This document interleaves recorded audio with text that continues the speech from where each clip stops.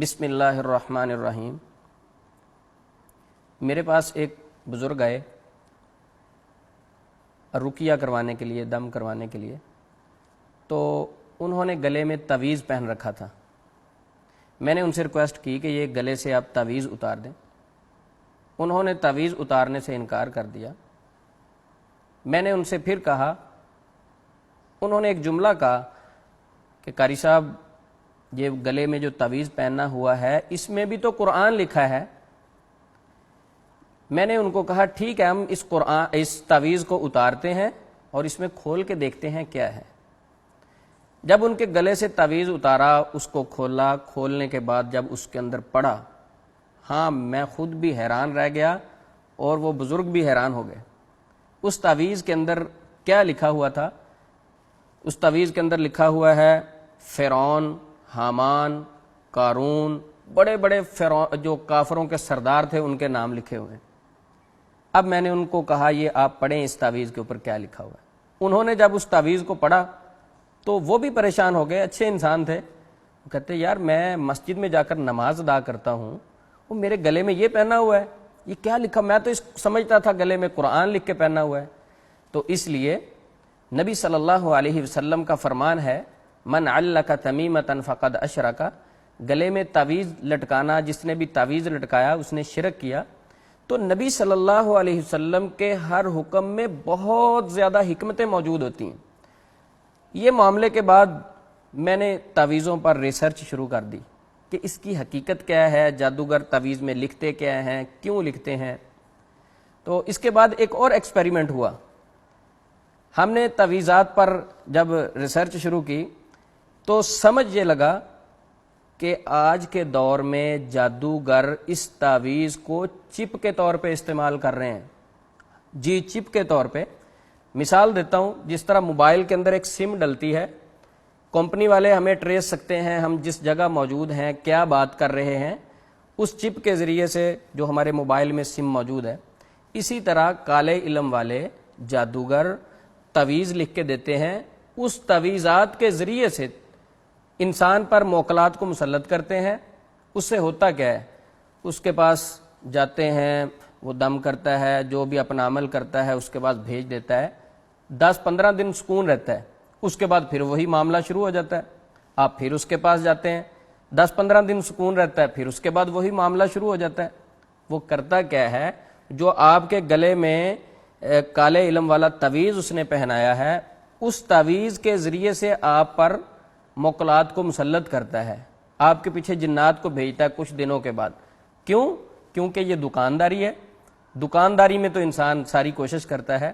تو آئیے تعویذات پہنتے ہوئے یہ بات ذہن میں رکھیں کہ اس تعویذ کے اندر لکھا کیا ہے۔ ہم تو مسلمان یہ سمجھتا ہے کہ میں نے قرآن پاک کا تعویذ پہنا ہے، قرآن پاک کی آیت لکھی ہے، اس سے برکت ہوگی۔ ہمیں ساتھ یہ بھی خیال رکھنا چاہیے کہ انسان پر کئی حالتیں ایسی ہوتی ہیں کہ جب اس نے قرآن کو نہیں چھونا، تو اگر گلے کے اندر تعویذ پہنا اس میں قرآن بھی لکھا ہوا ہے تو پھر بھی اس چیز کو ہمیں مد نظر رکھنا چاہیے کہ وہ کچھ حالتیں انسان کی ایسی ہوتی ہیں کہ اس وقت قرآن کو ہاتھ نہیں لگانا چاہیے۔ اگر ہم گلے میں قرآن پورا پہن لیں، پورے قرآن کا تعویذ بنا لیں، اور ایک ایسا شخص ہے جس کے گلے میں قرآن پاک کا تعویذ نہیں ہے، وہ نماز پڑھتا ہے، وہ قرآن پڑھتا ہے، وہ اذکار کی پابندی کرتا ہے، اور ایک ایسا شخص ہے جس نے گلے میں تعویذ قرآن پاک کا لٹکایا، وہ نماز نہیں پڑھتا، وہ اللہ کے بتلائے ہوئے احکامات کی پابندی نہیں کرتا، صبح شام کے اذکار کی پابندی نہیں کرتا، ان دونوں میں اچھا کون ہے؟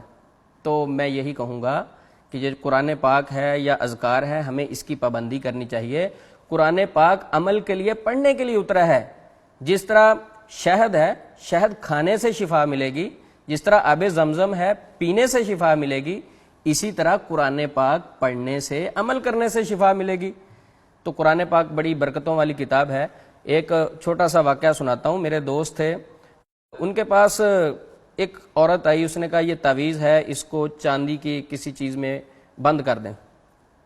اب وہ دے کے جانے لگی، اس نے پھر واپس آ کر کہا کہ اس تعویذ کے اوپر ذرا شاپر وغیرہ لپیٹ لینا۔ اس نے کہا وہ کیوں؟ کہتے اس لیے لپیٹ لینا کیونکہ نہانا وغیرہ ہوتا ہے، وہ تعویذ گیلا نہ ہو جائے۔ تو اس نے کہا میری بہن جو تعویذ اپنے آپ کو نہیں بچا سکتا گیلا ہونے سے، وہ آپ کی کیسے حفاظت کرے گا؟ اس جملے نے الحمدللہ اس عورت کو سمجھ بوجھ دے دی، وہ بات سمجھ گئی کہ حفاظت کرنے والا اللہ عرش پر بیٹھا ہے۔ اور کچھ لوگ کہتے ہیں ٹھیک ہے ہم نے گلے میں تعویذ پہنا، واش روم جاتے ہوئے ہم اتار دیتے ہیں، تو جب آپ واش روم جاتے ہیں تعویذ اتار دیتے ہیں، اس وقت آپ کی حفاظت کون کرتا ہے؟ تب بھی تو اللہ ہی کرتا ہے۔ تو اللہ ہر وقت انسان کی حفاظت کرتا ہے۔ نبی صلی اللہ علیہ وسلم نے ایسی دعائیں اور اذکار انسان کو بتا دیے ہیں جن کے کرنے کی وجہ سے انسان شیاطین کے شر سے محفوظ ہو جاتا ہے۔ ایک ہمارے پاس ایک عورت آئی، اس نے کہا جی مجھے الحمدللہ بہت زیادہ فرق ہے، صرف آپ ایسے کریں کوئی تعویذ لکھ دیں۔ تو تعویذ لکھنا تو نہیں ٹھیک، دینا نہیں ٹھیک، ہم نہیں سمجھتے۔ تو اس کو کہا کہ آپ ایسے کریں، اذکار کریں، دعائیں پڑھیں۔ اس نے کہا نہیں میں نے تعویذ لازمی لینا ہے۔ ایک اخبار پڑی ہوئی تھی، اس کا ٹکڑا تھوڑا سا پھاڑ کے ہم نے تہ لگا کے دے دیا۔ تو ہم نے کہا ہفتے کے بعد دوبارہ آئیں۔ ایک ہفتے کے بعد جب وہ عورت دوبارہ آئی، کہتی اب بالکل سکون ہے، اب مجھے تو جنات کی شیاطین کی جھلک بھی نہیں ہوتی۔ اب اس کو ہم نے کہا کہ یہ تعویذ ذرا اتاریں، تعویذ اتارا، اس کو کھول کے دیکھیں اس کے اندر کیا ہے۔ اب وہ کھولے نا، بہرحال اصرار کے بعد اس نے جب تعویذ کھولا، کہتی یہ تو اخبار کا ٹکڑا ہے۔ تو بتانے کا مقصد یہ ہے کہ جو توکل ہم نے ایک اخبار کے ٹکڑے پہ اس عورت نے کیا وہ ٹھیک ہو گئی، وہ توکل اگر ہم اللہ پر کر لیں تو انشاءاللہ تعویذات کی ضرورت نہیں پڑے گی۔ جنات ہمارے دشمن ہیں، انہوں نے ہر موڑ پر، ہر موقع پر انسان پہ حملہ کرنا ہے، انسان کے عقیدے کو خراب کرنا ہے، اللہ سے دور لے کے جانا ہے، اللہ سے دور اس شیطان نے لے کے جانا ہے۔ ہم نے انشاءاللہ العزیز اس شیطان کا مقابلہ کرتے ہوئے اپنے رب کو، رحمان کو راضی کرنا ہے۔ اللہ سے دعا ہے اللہ رب العزت ہمیں شیاطین کے شر سے محفوظ رکھے، اپنے حفاظت میں رکھے۔